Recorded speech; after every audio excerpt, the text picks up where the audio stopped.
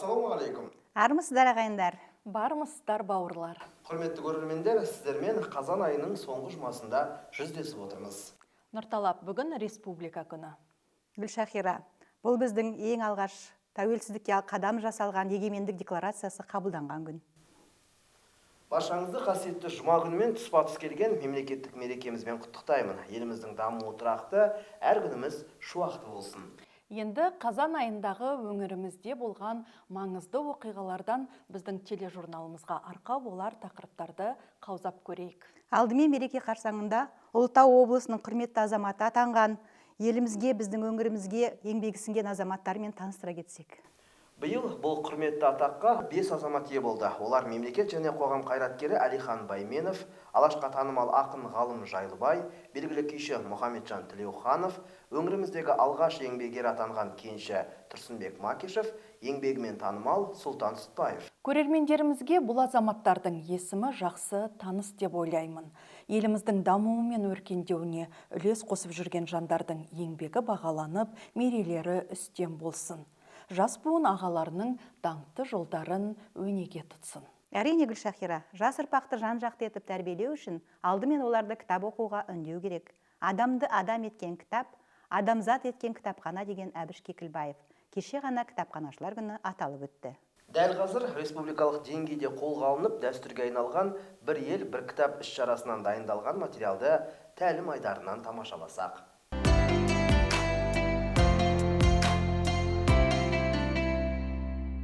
Республикалық бір ел бір кітап акциясы 2007 жылдан бастап осы еліміздегі ұлттық академиялық кітапханада бастау алған болатын. Биыл балалар жазушысы, балалар әдебиетінің классигі Бердібек Соқпақбаевтың 100 жылдығына орай, яғни бір ел бір кітап акциясы жыл таңдауы 2024 осы жазушының туындылары яғни таңдалынған болатын. Жалпы бұл бір ел бір кітап акциясының мақсаты ұлттық әдебиетіміздегі туындыны таңдай отырып, яғни оқырмандардың қызығушылығын осы туындыға яғни арттыру, яғни оқуды ілгерілету, насихаттау, жалпы оқырманды осы руханият ордасына шақыру.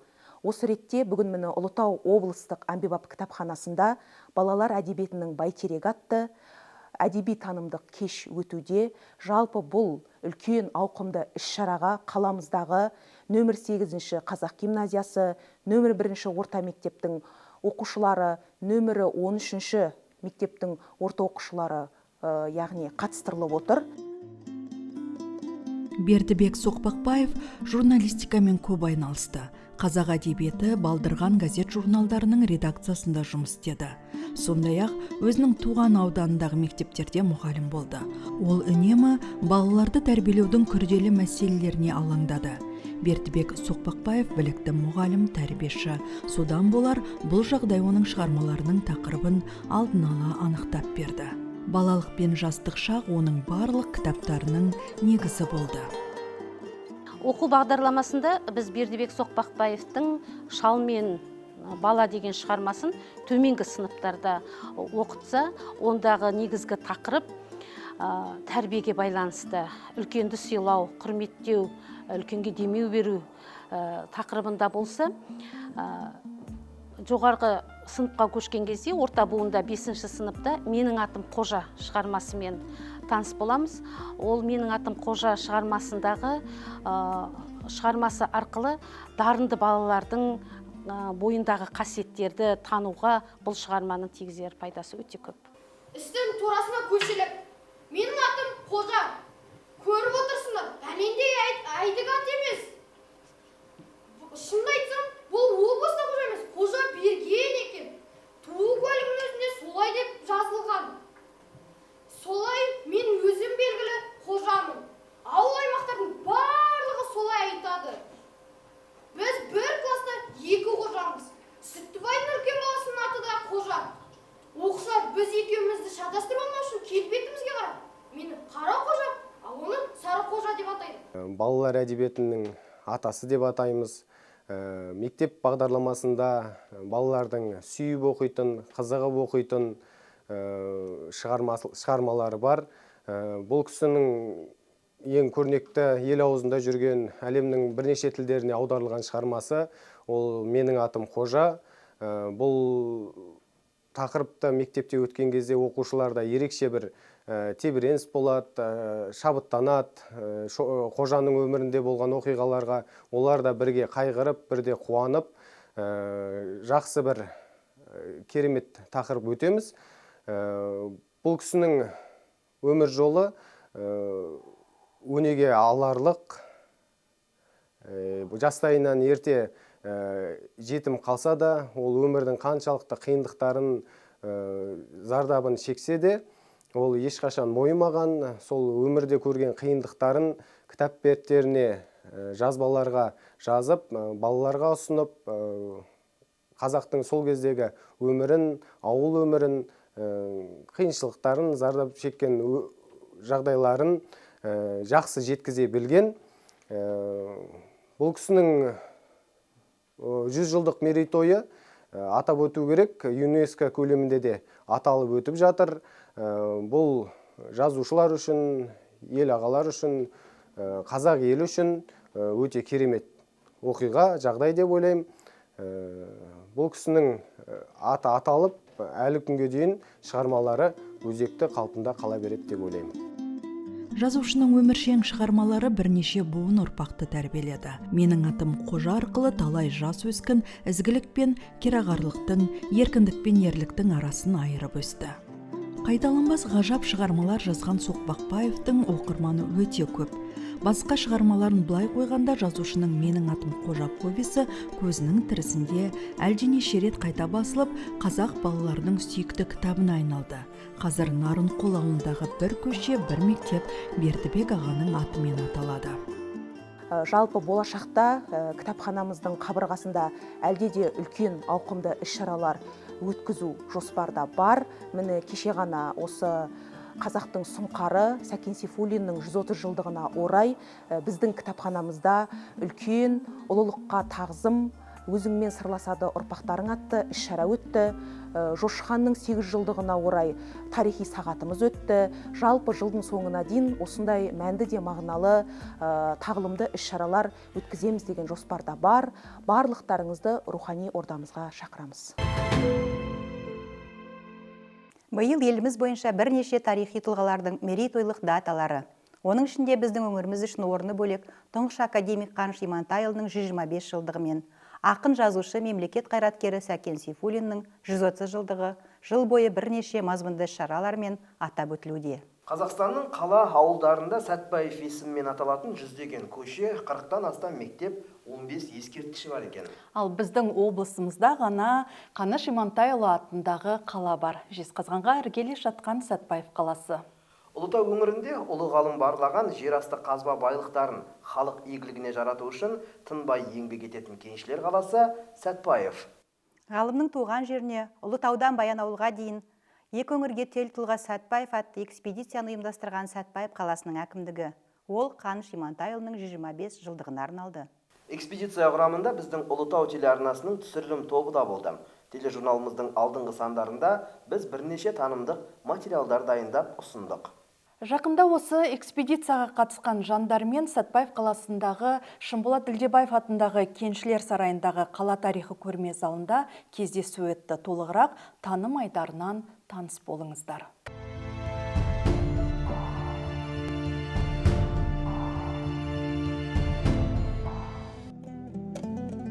Халқымызда ай ортақ, күн ортақ, жақсы ортақ деген сөз бар. Қаныш Имантайұлы Баянауыл топырағында дүниеге келгенмен ұлт мақтанышына айналған, әлемді мойындатқан тұлға. Қазақ өндірісінің қара шаңырағы Қарсақбайға өмірінің 15 жылын арнаған, жер қойнауындағы кенін барлаған, үлкен Жезқазған жобасының авторы ретінде жез қаламыздың қазығын қағып, Қазақстанның інжу маржанына айналдырамын деп қажымай еңбек еткен, діттеген мақсатына жеткен Қаныш Сәтбаевтың туғанына 125 жыл толды. Мерейтойлық датаға орай ұлы ғалымның туған жеріне барып, тағылымы зор кездесулерден мол мағлұмат алып қайтқан экспедиция мүшелері кездесу барысында сөз алып, әсерлерімен бөлісті. Сәтбаев қаласы әкімінің орынбасары Дархан Мұқан мұндай танымдық экспедициялар болашақта жалғасын табады дейді. Көрші өңірлермен, басқа аймақтармен қарым-қатынас жаңа деңгейге көтеріліп жатыр. Оңтүстік өңірлерден көптеген азаматтар осындай тарихи мәдени экспедициялар ұйымдастырып өңірімізбен танысып жатыр. Сол сияқты біздің өңірде осы Павлодарға, осы Сәтбаев қаласының әкімдігінің мұрындық болуымен осындай арнайы экспедицияның шығуы алдағы уақытта дәстүрге айналып, кейін қатарын молайтып, осы өңіріміздің біздің мәдени рухани өміріндегі маңызды бір іс-шараға айналады деген сенімдеміз. Мына облыстық ұлытау телеарнасының қолдауымен осы экспедиция барысында деректі фильм әзірленді. Ол деректі фильммен де алдағы уақытта телеарна арқылы, мынау әлеуметтік желі арқылы таныса жатарсыздар деген ойдамыз. Енді биыл жаңа айтып өткендей Сәтбаевтың 125 жылдығы бірқатар іс-шаралар өтіп жатыр. Қаламызда да жаңарту бағытында біраз жобалар бар. Енді ақпарат үшін айта кетуге болады, осы біз отырған сарай, Шынболат Ілдебаев атындағы Кеншілер сарайы осы Қазамыстың қолдауымен қазір жобалық сметалық құжаттар әзірленді. Алдағы уақытта үлкен осы жерде күрделі жөндеу жұмыстары жүретін болады. Қалада өздеріңіз білесіздер, мынау Кеншілер даңқы алаңы Қазамыстың қолдауымен бірнеше жылдан бері айтылып, қазір жөнделіп жатыр. Сол сияқты осы Сәтбаевтың есімін ұлықтауға арналған шаруалар алдағы уақытта да жалғаса береді деген ойдамыз. Барлық экспедиция мүшелеріне алғыс білдіреміз. Жұмыстарыңыз жемісті болсын. Осы сапардан көрген түйгендеріңізді, жүрген жерлеріңізді әсіресе жастарға үлгі қылып айта жүреді деген ойдамыз. Қарсақбайдың Қаныштың тұрған үйі 94 жыл болған екен сол үйге. Әлі керемет, мынау біздің Жезді мұражайына қарасты керемет сақталған, күтімі жақсы, қаныш еккен талдар керемет кәдімгідей алпауыт үлкен. Сол жердегі көшті әсер қалдыр. Қаныш отырып Жосалдан келе жатырған жаңағы көшті көріп отырған тас, сондай, соның барлығы кәдімгі мына жерден қарап отыратын, мына жерден Жосалдан келеді деген бізге Зейпіннің керемет Қаныштың бөлмесі туралы үйі. Ол жапсарлас келесі бөлмесінде оның жаңағы жұмыс орны болған. Кішкентай ғана қуықтай жерде өзінің барлаушыларымен бірге келіп Қаныштың тамақ ішетін жерін көргенде қандай әсер аласыз. Енді одан кейін тамақ дайын болған кезде Тайыс әжеміз есікті қағып, тамақ дайын болды деп түскі тамаққа шақырады екен оларды. Сонда керемет сондай қиын заманда осылай керемет өмір сүріп, керемет қатты қиыншылықтарды көріп, біздің Жезқазған өңіріне, Жезқазған мен Сәтбаев қаласының келуіне, құрылуына үлкен еңбек сіңірген, мына алып заводты салған, әлемде теңдесі бар мыс зауытымыз. Және онымен бірге осы жердегі ай даладан темір жол, қазір біз темір жолға қараңызшы, Қаныш салып деп, сол арқылы келді деп ойламаймыз ғой. Осының бәрін ойласақ біз қаяқта отырмыз? Қанышты неге ұмытамыз? Қаныш туралы неге арман қарай біз ұрпақтың білу үшін айтпаймыз? Жезді Сәтбаев қаласын, Жезқазғандағы Сәтбаев мұражайы мына жерде, және Жезді мұражайының нағыз Қарсақбай Қаныштың болған осы екі мұражайдың біздің мына мұражайымыздың қалалық қосылуымен бізде ертең күні ертең келесі айдың 20 қарашасына дейін белгіленген график бойынша мектеп оқушылары келіп осы жерден көрмені көреді. Біздің Қаныштың еңбегін көру керек. Осы сіздерді шақырам, ал бірақ үлкен әңгімені, жақсы әңгімені Зейпін. Бір уақытта Қарсақбайға Әлкей Марғұлланың қызы Данила апай менен Әділ деген азамат кімменен Қанекеңдермен аталас немере болып келеді. Немере шөбере сондай. Сол келді. Ол Әділ деген азаматтар қызметтер істеген екен. Ол бір уақыттарда бір институттың ректоры болған екен, басқа да қызметтер атқарған екен. Сонда екеуміз әңгімелескенде жағы маған айтқан әңгімесі, үйіне барсам дейді, жағы Қанекең күйеу баласы Жездеміз ғой дейді, енді Оразайдың үйіне барсам. бірдеме іздеп жүр екен дейдіндер. Сосын енді олардың арасында орысша ана мынау жағда сөйлесіп, дядя что вы ищете деп айттым дейді. Сонда жағы Шәмшиеванудың о шашы бар еді. Шашы. Соны іздеп жүрмін деп айтты. Ол шашы вот здесь ана мынау жағдай үлкен бір құмыра бар тұғын дейді. Сол құмыраның жағы түбінде соны тауып бердім дейді. Шашын Шәмшияның. Содан жағы алды дейді. Енді үстем сол ол жағы осы жаққа сапарлап кетпекші болған екен дейді. Ол кісі біздің Жезқазғанға келетқанға Жезқазғанға жетпей жағы дүниеден өтті. Сол уақыт енді артынан жағы намазы Жезқазғанда болды. Ал несі апарып жерлеуі өзінің жақта Ағынқұр, Қараңқұр деген жер бар, Пионерде қасында. Сол жерде жерленді.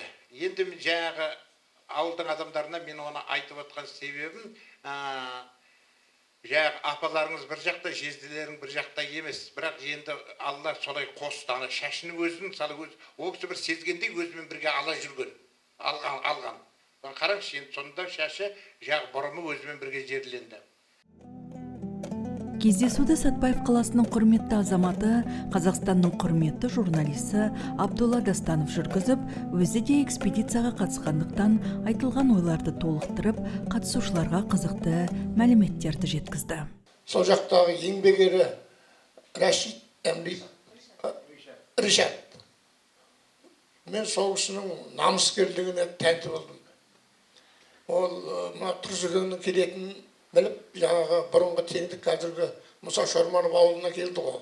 Ар жағда Екібастұзда отырады өзі. Екібастұздың екі ара 90 километрде екен. Соған келгеннен кейін ертеңіне біз Мәшһүр Жүсіптің кесенесіне баратын кезде, мынау келген елге мен өзім дастархан жаймағаным ұят болды деп, ауылына қайтып кетіп Екібастұзға. Содан қайтып келіп бізге дастархан жайып, үлкендерімізге шапан, басқаларымызға тақия, орамал жоралғысын жасап кетті. Сондай бір намыскер жігіт, және өте қарапайым жігіт екен. Өзі еңбек ерлер негізі қарапайым болады ғой. Мен Тұрсынбекке қарап үнемі айтатынмын, еңбек ері сондай қарапайым еңбек адамы деп. Сол сияқты ана жігіт те сондай жаңары шат деген. Өзі және келіншегі Қаныштың бір немересі болып келеді екен, немере қарындастары болып келеді екен. Қаныш Имантайұлы Сәтбаевтың мұражайы керек. Үлкен, бөлек, мынадай бұрышта емес, 2-2, 3-3. Кәдімгі сыртқа барсаңыздар, қай жерге барасыздар, үлкен өздерінің мақтанатын елім деп жерім деп үлкен азаматтар ертеде кеткен, соларға мұражай көтерген. Енді біздің өз жас ұрпақтарымызға жаңа айтып отырмын ғой, бізде кеншілер Сәтбаевты бізде туған деп қалады, Қарсақбайды. Ол енді бір жағынан еңбегі қатты сіңгеннен айтады осы жерде. Өйткені барлық осы біздің жеріміз осы Сәтбаев Қаныш атамызбен байланысты болғаннан. Негізі жаңағыдай мұражай керек. Қаныш бабамыздың осында келіп еңбек етуі, ол кісінің енді бізге қалдырған ізі сондай бір сайрап жатыр деп ойлаймын. Ол осы қала атымен аталған өндіріс орындары әлі күнге дейін игілігін көріп отырған біздің әрқайсымыз. Сондықтан мен енді көп айтпай ақ қояйын, естеліктерді осының ішінде мына фильмнің бәрі бар. Сосын бірнеше біз танымдық бөлік әрқайсынан Жұма тележурналында, басқа да хабарларда Ұлытау телеарнасынан бердік, әрқайсыларының сөздеріңізді бердік. Енді біз еңбек ері деп құрметтеген, ол жақта да сол еңбек ері ағамыз алдымыздан шығып, және ол немере қарындасы екен, ол кісінің жолдасы алдымыздан шығып, сол сый құрметін көрсетіп, сондай бір ақындарына дейін, сосын осында алдында делегация келіп кеткен екен, сол жас жігіттердің өзі бізді күтіп алып, өздерінің бір ілтипаттарын білдірді. Сондықтан әсеріміз өте көп, өте жақсы әсерде қайттық. Бір екі өңірдің арасындағы үлкен бір көпір сияқты болып қайттық деп айтамын сіздерге. Рахмет. Мәкен Төрегелдин атындағы Жезді Тау-кен және Балқыту ісі тарихи музейінің басшысы Зейпін Қазанбаева арнайы құрылған көрме экспонаттармен таныстырып, ұлы ғалым жайлы тек мерейтойлық даталарда ғана емес, ағартушылық бағыттағы жұмыс жүйелі түрде жүргізілуі қажет деп санайды. Біз негізінен осындай ғұламалардың бір юбилейлерінде, мерейтойларында ғана осы көтеремізді мәселені. Негізінен мұндай ұлы адамдардың қазаққа жол сілтейтін, қазақтың болашағын көрсететін тұлғалардың өмір тарихы, істеген еңбегі, халқына сіңірген еңбегі үнемі күн сайын насихатталу керек. Сондықтан да мынау Сәтбаев қаласының Шынболат Тілдебаев мәдениет үйі, содан кейін биылғы жылы осы Жезқазған ұлытау аймағынан Баянауылға арнайы экспедицияға барған экспедиция мүшелерінің өтініші бойынша біз Жезді музей және Қарсақпайдағы академик Қаныш Имантайұлы Сәтбаевтың музей үйінен бүгін арнайы осы көрмеге келдік. Ол кісілер осы жерде ұстаздарменен кездесу өткізейік, Сәтбаевтың қоғамдық салаларының, әлеуметтік салаларының қызметкерлерімен кездесу өткізейік. Содан кейін бір көрме қойсақ деп айтты. Бұл өте құптарлық нәрсе, өйткені мектептің баласы, жас бала өзі әріп танып мектепке барғаннан бастап бір нәрсеге еліктейді. Біз сол бағытын дұрыс көрсете алуымыз керек. Мақсатымыз Қаныш Имантайұлы Сәтбаевтың өмірі менен шығармашылығын, еңбегін балаларға түсінікті ретінде түсіндіру, ол кісінің өзінің ұстаған, тұтынған заттарын көрсету Сәтбаевтың мектептерінің оқушыларына. Ал негізінен, егерде Сәтбаевты танығымыз келсе, осы төңіректегі Сәтбаевтың ізі қалған жерлер өте көп. Соны Ұлытауда да бар. Ал өмірінің 15 жылын өткізген Қарсақпай елді мекені бар. Егер мүмкіндік болса, ата-аналар, балалар сезіну үшін, Қаныш аталарының табаны тиген топырақты сезіне алу үшін кем дегенде әр класс жылына бір рет Қаныш атамыздың табаны тиген Қарсақпайға барып, өз көздерімен көру керек деп ойлаймыз. Өйткені біз экспонаттарды толық алып келе алмадық. Небәрі біз 28 ғана экспонат әкеліп тұрмыз. Сондықтан егер көргілеріңіз келсе, Қарсақпайдағы музей үйге және Жездегі Таукен балқытушы музейіне шақырамыз. Мектеп оқушыларын, ұстаздарды және ата-аналарды. Өлімге жан екенсің қия алмайтын, өлеңнің құшағына сия алмайтын. Қазақты көргің келсе міне осы деп, көрсетсе жер жүзіне үй алмайтын деп, Сырбай Мәуленов халық жадында бейнесі мәңгі өшпейтін Сәкен Сейфуллинге жыр арнаған. Ақын, жазушы, мемлекет қайраткері Сәкен Сейфуллаұлы қызметімен қоса шығармашылығын да қатар алып жүрді. Аз болса да мағыналы ғұмыр сүрді. Соңына 400-ден астам еңбек жазып қалдырды. Еліне үлкен мұра, өшпес із қалдырды. Осы айдағы өңірімізде өткен маңызды іс-шаралардың қатарында «Тілім менің тірлігімнің айғағы» облыстық фестивалі болды десек, оның бет ашары Сәкен жырдың таусылмас дариясы атты поэзиялық кешімен ашылды. Толығырақ Тағзым айдарында тарқатайық.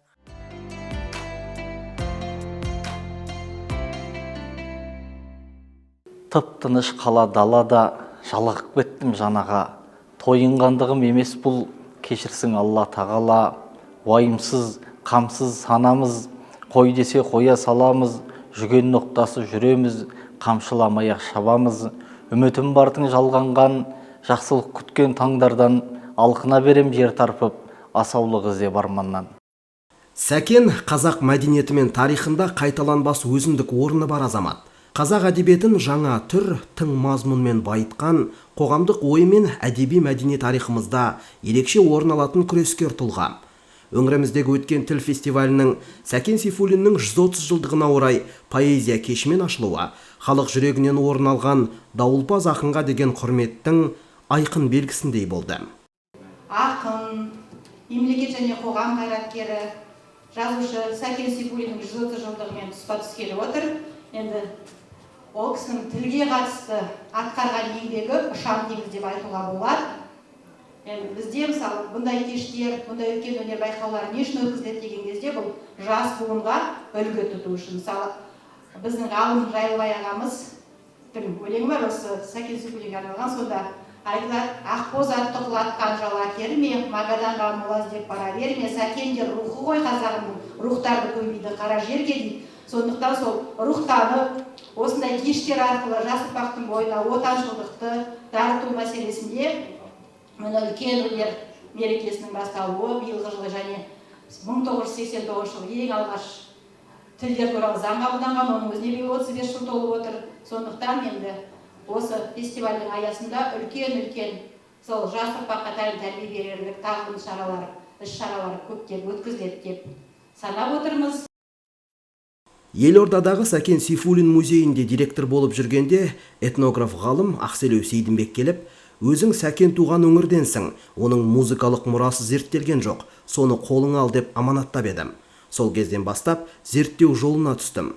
Зайыбым филолог Назгүл Сапияновамен бірге Сәкен Сейфуллиннің музыкалық мұрасы атты ғылыми зерттеу еңбегімізді 2014 жылы Жасыл Орда баспасынан профессор, Сәкен танушы Тұрсынбек Кәкішевтің алғы сөзімен Сәкеннің 120 жылдығына орай мемлекет қайраткері Оралбай Әбдікәрімовтің қолдауымен шығардық дейді өнер зерттеуші Серік Кәрібайұлы. Ең бірінші кітабымыз Сәкеннің музыкалық мұрасы, екінші кітабымыз Сәкен ұлт руханиятының көшбасшысы, үшінші кітабымыз Сәкен тұлғасы тарих төрінде, сосын Сәкенге арналған тағы басқа да неге жинақтар әртүрлі.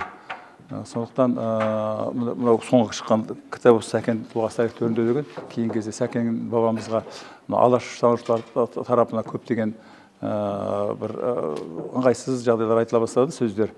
Соған қарсы осы еңбекті жазғанбыз. Бұл еңбектің алғашқы несін оқып, Сәкен тұлғасы тарих төрінде деп атын Сәкен танушы ғалым үлкен әкеміз, осы үлкен ғалым біздің ұстазымыз өмірдегі 60 жыл ғұмырын Сәкен тану ғылымына арнаған Тұрсынбек Кәкішұлы атамыз айтып кеткен болатын. Енді бұл бастамай біздің облысымызда құптарлық әрине. Осындай кештер көп болсаң дейміз. Сәкенді әлбізі танып білген жоқпыз. Сәкен мен музыкалық мұрасын зерттегенде Сәкен 14 әннің авторы екенін таныдым. Сәкеннің алғашқы біздің қазір ұлттық брендіміз өткен қазақтың 1000 әнінің соған 2480 рубль алтындай ақша төлеп, соны шығаруға Затаевичке бірден-бір көмек жасаған Сәкен Сейфуллин. Сол ол еңбегін бағалап Затаевичке қазақ АССР-ның халық әртісі, нөмір 1 халық әртісін атап алып бергенде Сәкен Сейфуллин. Осындай еңбектер кейде атылмай қалады.